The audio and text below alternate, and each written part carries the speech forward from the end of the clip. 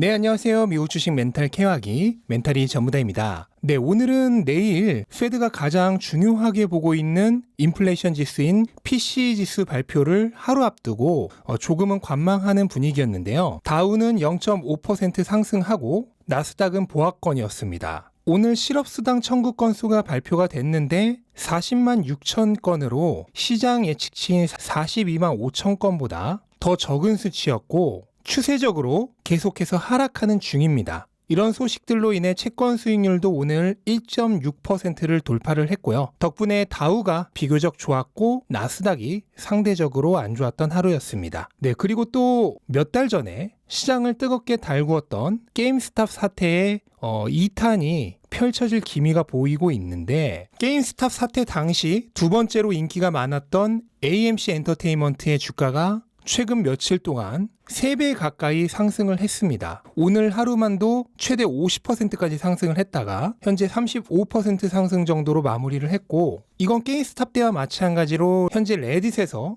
AMC를 타겟으로 삼아서 집중적으로 숏 스퀴즈를 일으키고 있는 것으로 보이고요. 현재 게임스탑보다도 레딧에서 더 인기가 있는 게 AMC라고 합니다. 그래서 최근 주가를 보시면 게임스탑도 AMC에 따라서 약간 상승을 하긴 했지만 AMC의 상승률이 압도적인 것을 볼 수 있고요. 미국 주식의 평균적인 공매도 수치는 5% 정도라고 합니다. 그런데 AMC는 무려 유통 주식의 20%에 달하는 공매도가 쌓여 있다고 하고요. 이거를 집중적인 매수로 숏 스퀴즈를 일으키는 방식이죠. 덕분에 AMC 공매도 세력은 이번 한 주에만 10억 달러의 손실을 입었다고 합니다. 그리고 최근 이런 일이 일어나는 이유 중에 상당수가 아마도 암호화폐 시장의 최근 폭락으로 인해 빠져나온 자금이 또 여기로 몰리고 있는 것이 아닌가 생각이 되는데 한 가지 걱정되는 것은 이전 게임스탑 사태 때도 그랬고 최근 알트코인 폭등 때도 그랬고 또 이런 투기 세력들에 의해서 시장이 교란되는 사태가 일어나지 않을까 하는 점입니다. 네, 반면 암호화폐 시장은 현재 투기적인 자금이 많이 빠져나가고 안정적인 가격 흐름을 보이고 있습니다. 특히나 전설적 투자자 중 한 명인 칼 아이칸이 현재 비트코인을 매수하지는 않았지만 관심 있게 리서치 중이라는 소식이 나오면서 비트코인 가격이 장중 한때 4만 달러를 넘기도 했습니다. 칼 아이칸은 레이 달리오와 마찬가지로 예전에 비트코인에 비판적인 목소리를 냈던 투자자입니다. 그런데 레이 달리오가 얼마 전에 비트코인을 샀다고 얘기했던 것과 마찬가지로 칼 아이칸도 비트코인에 진입하기 위해서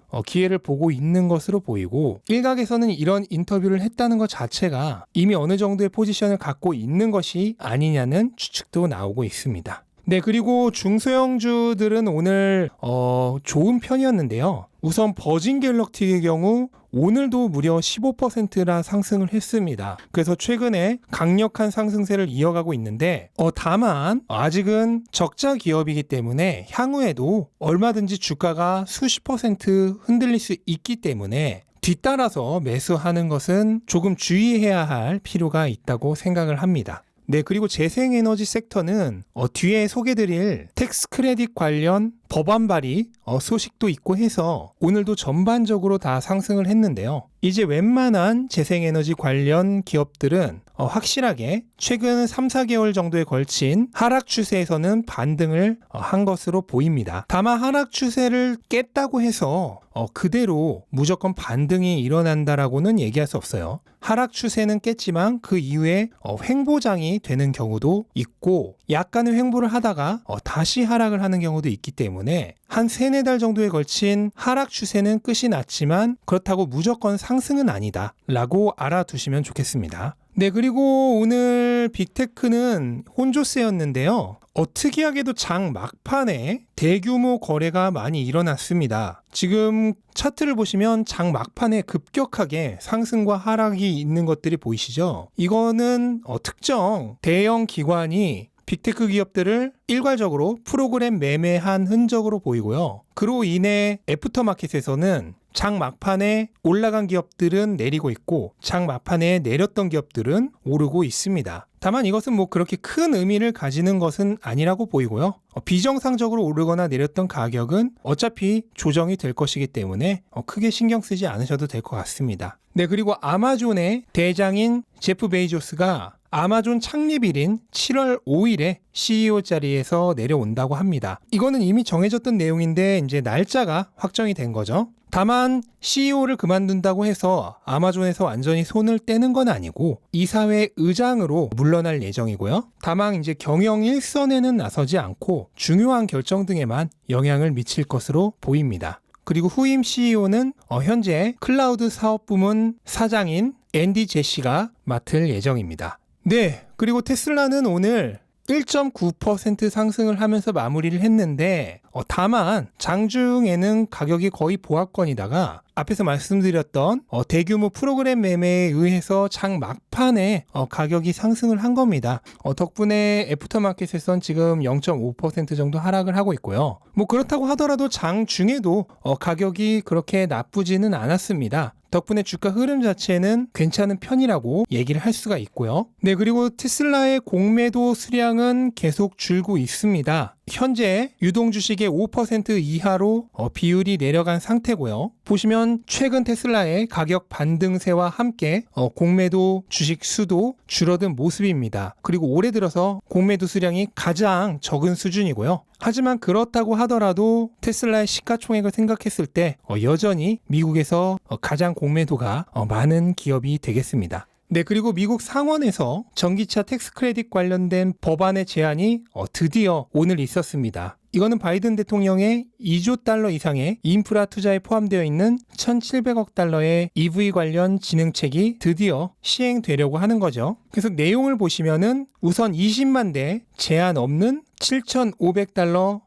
텍스 크레딧이 우선 부활이 되고요. 이로 인해 테슬라나 GM처럼 20만 대 이상의 전기차를 판매해서 7,500달러의 텍스 크레딧을 받지 못하는 회사들도 텍스 크레딧을 받을 수 있게 되는 것이고요. 그리고 미국 내에서 만들어진 차량에는 추가적으로 2,500달러의 크레딧, 그리고 노동조합을 가지고 있는 회사가 만든 전기차에는 추가적으로 2,500달러의 크레딧이 나오고요. 그리고 8만 달러 이상의 럭셔리카에는 제한이 있고, 그리고 미국 내에서 전기차가 판매되는 신차의 50% 이상이 되면 단계적으로 중단하는 법안을 발의를 했습니다. 그리고 이 중 7,500달러의 기본 텍스 크레딧은 5월 24일부터 효력이 있으니 법안이 통과만 된다면 즉시 발효가 되는 거고요. 그리고 5,000달러의 추가적인 크레딧은 올해 말부터 효력이 발생합니다. 다만 테슬라 관련 유명 트위터인 게리 블랙에 의하면 미국 내에서 노조가 있는 회사가 만든 제품에 추가적인 혜택을 주는 경우는 거의 없고, 자신이 가지고 있는 소식통에 의한 최선의 추측은 조합 관련 2,500달러의 추가적인 크레딧은 없고, 대신 미국산 제품일 경우에 2,500달러의 추가 크레딧은 있어서 총 1만 달러의 지원금을 받을 수 있고, 20만 대의 제한은 없어지지만 미국 내 전기차 침투율에 의한 제한은 있을 예정이며, 그리고 8만 달러 이상의 럭셔리카부터는 지원금이 줄어들 예정이고, 그리고 크레딧이 아닌 리베이트 형식으로 지급되는 방식으로 법안이 통과가 될 가능성이 크다고 합니다. 다만 이 법안은 현재 발의가 된 것이지 통과가 된 것이 아니기 때문에 결국 협의 과정 그리고 최종 법안 통과 과정에서 여러 가지 변수가 있을 수 있습니다. 하지만 기본적으로 20만 대의 제한은 사라지고, 또한 1만 달러 정도의 크레딧이 제공되는 것은 거의 확실하기 때문에 결과적으로 법안이 통과가 된다면 전기차 관련 기업들에게는 굉장히 큰 호재가 될 것입니다. 다만 한 가지, 이게 어떤 식으로 법안이 통과가 되던 소급 적용이 될 가능성은 거의 없습니다. 그렇기 때문에 만약에 이 법안이 통과가 되는 게 늦어지거나 또는 통과가 되더라도 법안 효력 발생일이 내년으로 미뤄지거나 할 경우에는 올해 미국 내의 전기차 판매량에는 악영향을 줄 수 있습니다. 왜냐하면 대부분의 사람들은 텍스 크레딧이 적용된 이후에 차량을 구매하려고 할 테니까요. 그게 단순히 몇 달을 기다리면 되는 정도라면 누구나 지금 사지 않고 조금 더 기다렸다가 1만 달러 또는 그 이상의 지원금을 받고서 차량을 구매하려고 하겠죠. 그래서 단기적으로는 오히려 악재로 작용할 가능성도 큰데, 중장기적으로 보면 무조건 호재입니다. 그래서 만약에 이로 인해 일시적으로 3분기 정도에 미국 내 판매량이 크게 줄어들어서 그로 인해 주가가 하락을 한다면은 그거는 정말로 너무너무 맛있는 할인 찬스가 되겠죠. 네, 그리고 예전부터 계속 소문이 있었던 사이버트럭의 뒷면에 태양광 패널을 달 수 있는 옵션이 실제로 만들어진다고 합니다. 그래서 기본적으로 하루에 15마일 정도를 달릴 수 있는 전기를 이 태양광 패널로 생산할 수 있고요. 접히는 태양광 패널 날개를 추가하면은 하루에 30에서 최대 40마일까지 달릴 수 있는 에너지를 만들어낼 수 있다고 합니다. 40마일은 뭐 적다면 적은 거리지만 또 많다면 많은 거리이기 때문에 아마도 사이버 트럭을 사려고 하는 사람들은 대부분 이 옵션을 추가하지 않을까 하는 생각이 듭니다. 네, 오늘 이렇게 시장 둘러봤고요. 뭐 전반적으로 평온한 하루였습니다. 다만 내일 인플레이션 관련 중요한 지수인 PC 지수가 발표가 되고 또 게임스탑 2탄이라고 할 수 있는 AMC 사태가 만약 더 확장이 된다면 또 시장이 어떻게 될지 모르는 것이기 때문에 조금의 불안감은 있는 것도 사실이지만 어차피 그런 단기적인 이슈를 보고 투자를 하는 것이 아니죠. 관심은 갖되 너무 신경을 쓸 필요는 없다고 생각을 합니다. 네, 이상으로 영상 마치겠고요. 영상 도움되셨다면 구독과 좋아요 부탁드리고 오늘도 좋은 하루 되시기 바랍니다. 감사합니다.